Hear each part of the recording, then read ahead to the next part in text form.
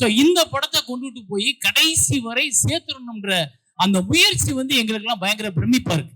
ஏன்னா இப்ப கூட பார்க்கும்போது இந்த மேடை, இதுக்கான ஸ்பான்சர்ஸ், இதுக்கான ஆட்கள், ஒரு மனுஷன் எவ்வளவுதானா தூக்கி சுமக்கிறது, குடும்பத்தை சுமக்கிற மாதிரி ஒரு படத்தை சுமத்துக்கிட்டு இருந்தாரு. அது எனக்கு வந்து பெரிய சந்தோஷம். திருமாணிக்கம் அப்படின்னு சொல்லும் பொழுது திரைப்படத்தை பார்த்தோம்னா, எனக்கு திரைப்படம் பார்த்தோம்னா நிறைய பேசினேன் அவர்கிட்ட, தம்பிகிட்ட பேசினேன். தம்பியோட ஆக சிறந்த நடிப்பு இந்த படத்துல நமக்கு வந்து அந்த கேரக்டர் நமக்குள்ள கடத்துச்சு.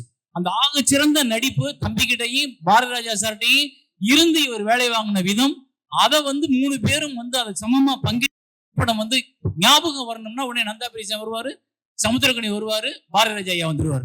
இவங்க இல்லாம இதை தவிர்த்திட முடியாது. ஆனா ஒரு சாதாரண மக்களோட வாழ்க்கைக்குள்ள பணம் எவ்வளவு பெரிய வேலை பண்ணுது. பணம் இருந்தா இந்த சமூகம் நம்மளை எப்படி பாக்குது, பணம் இல்லைன்னா இந்த சமூகம் எப்படி நிராகரிக்குது, எப்படி தள்ளி போகுது. புகழ் இருக்கும் போது நமக்கு என்ன கிடைக்குது, புகழ் இல்லைன்னா என்ன கிடைக்குது. அதுக்கு ஈக்குவல் தான் பணமும். புகழும் பணமும் ஒரே மாதிரி நோய் தான். அது இருந்துச்சுன்னா அதை பத்தி நீங்க கவலைப்பட்டீங்கன்னா மெலிஞ்சே போயிரும், உடம்பு போயிரும். அது ரெண்டையும் பத்தி கவலையப்படக்கூடாது.